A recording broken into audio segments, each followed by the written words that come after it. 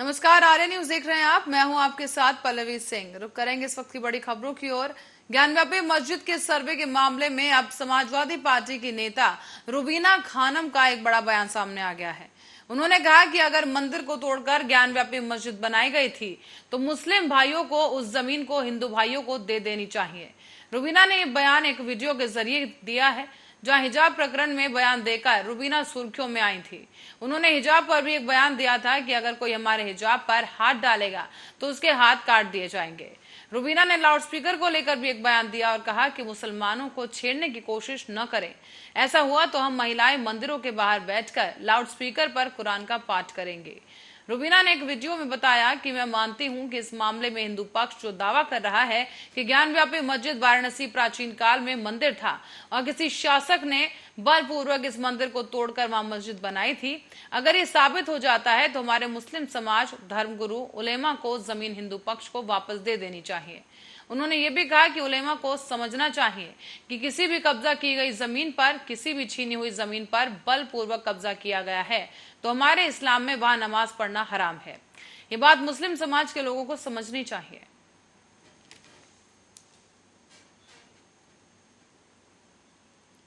इसी बीच आगरा में ठीक 6 साल पहले ताजमहल के पूर्वी गेट पर मुगल म्यूजियम बनाने की शुरुआत की गई थी, जो कि बिजली घर की जमीन पर ही है। लेकिन काम दिसंबर 2017 में पूरा होना था, जो कि अब तक पूरा नहीं हो सका है। सपा सरकार की मुगल म्यूजियम की योजना को भाजपा सरकार ने बजट ही नहीं दिया।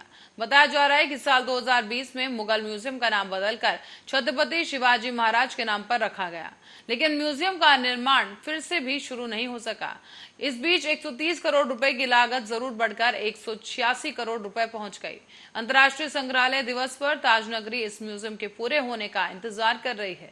प्रदेश सरकार ने ताजमहल से महज 1300 मीटर दूर 5.9 एकड़ जमीन पर बनाए जा रहे इस म्यूजियम को स्टेट ऑफ द आर्ट का दर्जा भी दिया था, लेकिन इसके बावजूद निर्माण पर अब तक 99 करोड़ रुपए खर्च हो चुके हैं, लेकिन निर्माण पूरा नहीं हुआ।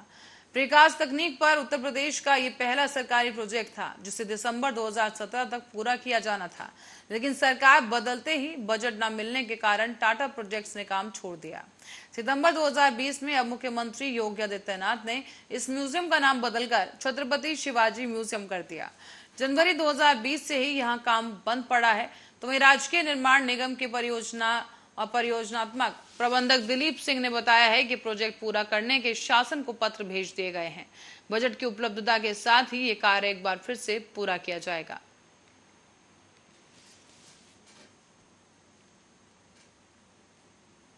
तो वहीं बसपा सुप्रीमो मायावती ने बुधवार को लखनऊ में एक बयान जारी करते हुए कहा कि देश में निरंतर बढ़ रही गरीबी और बेरोजगारी और आसमान छूती महंगाई, ये सब जनता का यहाँ से ध्यान भटकाने के लिए भाजपा और इनके सहयोगी संगठनों द्वारा चुन चुन कर खास धार्मिक स्थलों को निशाना बनाया जा रहा है। इससे हालात कभी भी बिगड़ सकते हैं। कहा यह भी गया कि आजादी के वर्षों बाद अब ज्ञानव्यापी मथुरा, ताजमहल और अन्य स्थलों के मामलों में आड़ में षड्यंत्र कर इन लोगों की धार्मिक भावनाओं को भड़काया जा रहा है। इससे देश कमजोर होगा और भाजपा को इस पर ध्यान देने की आवश्यकता है कि एक विशेष धर्म समुदाय से जुड़े स्थानों के नाम भी एक एक कर बदले जा रहे हैं। इससे देश में शांति, सद्भाव और भाईचारा नहीं आएगा, बल्कि आपसी नफरत और द्वेष की भावना पैदा होगी। इससे देश की आम जनता सतर्क रहे। इससे ना देश का भला होगा और ना ही आम जनता का भला होगा।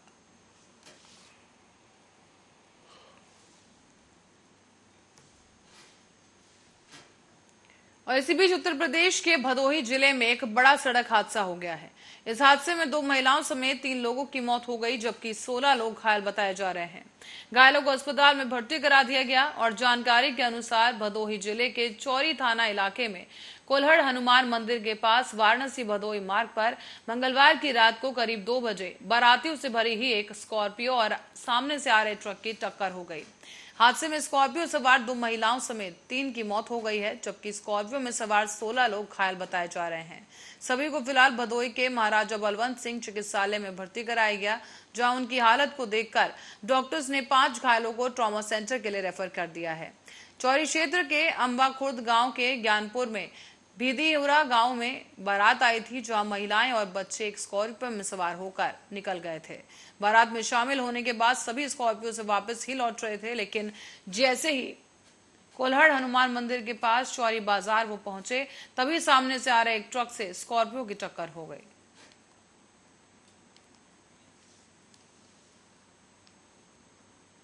और रुक करेंगे अगली खबर की ओर। खबर ताज नगरी आगरा से है, जहां पर पहली बार हुनर हाट कार्यक्रम का आयोजन होने जा रहा है।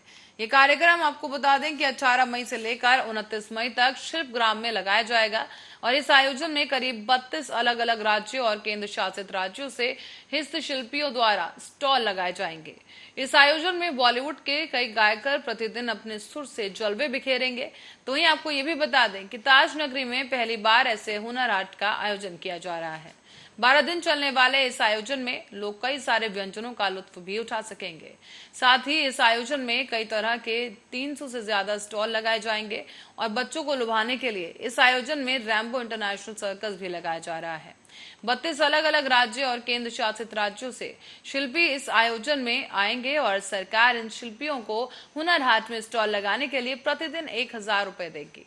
देश में अलग अलग जगह हुनर हाट करीब 40 आयोजन कर चुका है और अब 41वां आयोजन ताजनगरी आगरा में किया जा रहा है।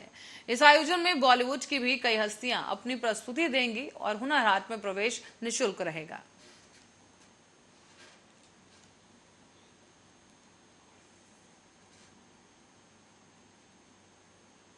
और उत्तर प्रदेश में भारतीय जनता पार्टी की योगी सरकार ने एक अहम फैसला किया है कि अब राज्य में नए मदरसों को कोई अनुदान नहीं दिया जाएगा। योगी कैबिनेट की बैठक में इस फैसले पर मोहर लगी और आपको बता दें कि योगी सरकार के पिछले कार्यकाल में भी इन मदरसों को अनुदान नहीं दिया गया था। यूपी में मौजूदा समय में 558 मदरसों को सरकारी अनुदान दिया जा रहा है। समाजवादी पार्टी की अखिलेश सरकार ने साल 2003 तक के आलिया स्तर तक के करीब 146 मदरसों में 100 को अनुदान दिया जा रहा था।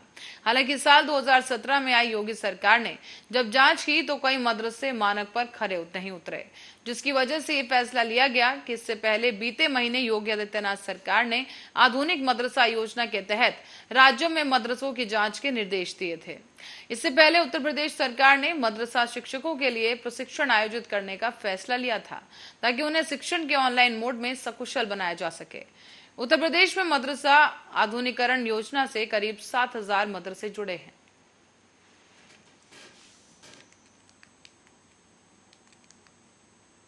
और इसी बीच उत्तर प्रदेश में माध्यमिक शिक्षा परिषद की इंटर परीक्षा का प्रश्न पत्र लीक करने के मामले में एक अध्यापक के खिलाफ राष्ट्रीय सुरक्षा कानून के तहत कार्रवाई की गई। प्रश्न पत्र लीक मामले में इससे पहले अन्य 4 लोगों पर रासुका के तहत कार्रवाई की जा चुकी है। तो वहीं मंगलवार को एक वरिष्ठ पुलिस अधिकारी ने ये जानकारी दी। रसड़ा के पुलिस उपाध्यक्ष शिवरी नारायण वैस ने मंगलवार को बताया कि जिले की नगरा पुलिस ने माध्यमिक शिक्षा परिषद की इंटर परीक्षा का प्रश्न पत्र लीक करने के मामले में एक आरोपी को गिरफ्तार कर लिया है। पुलिस ने सुभाष इंटर कॉलेज ताड़ी बड़ा गांव में अंग्रेजी के अध्यापक अविनाश गौतम के खिलाफ रासुका का मामला दर्ज कर कार्रवाई की है। तो वहीं पुलिस उपाध्यक्ष के अनुसार अध्यापक समेत अब तक इस मामले में कुल 5 लोगों के खिलाफ रासुका के तहत कार्रवाई की जा चुकी है। गौतम इस समय आजमगढ़ के जेल में बंद है। इसके पहले बलिया जेल में माध्यमिक शिक्षा परिषद की इंटरमीडिएट की अंग्रेजी परीक्षा का प्रश्न पत्र लीक होने के मामले में मां लच्छिया मूरत यादव उच्चतर माध्यमिक विद्यालय के प्रधानाचार्य अक्षरलाल यादव को भी गिरफ्तार किया गया था।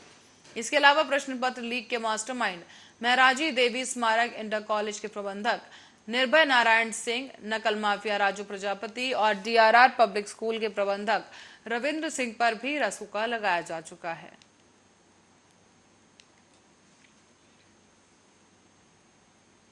तो उत्तर प्रदेश में संसदीय इतिहास में 6 जुलाई को कांग्रेस अपने सबसे खराब दौर में प्रवेश करेगी।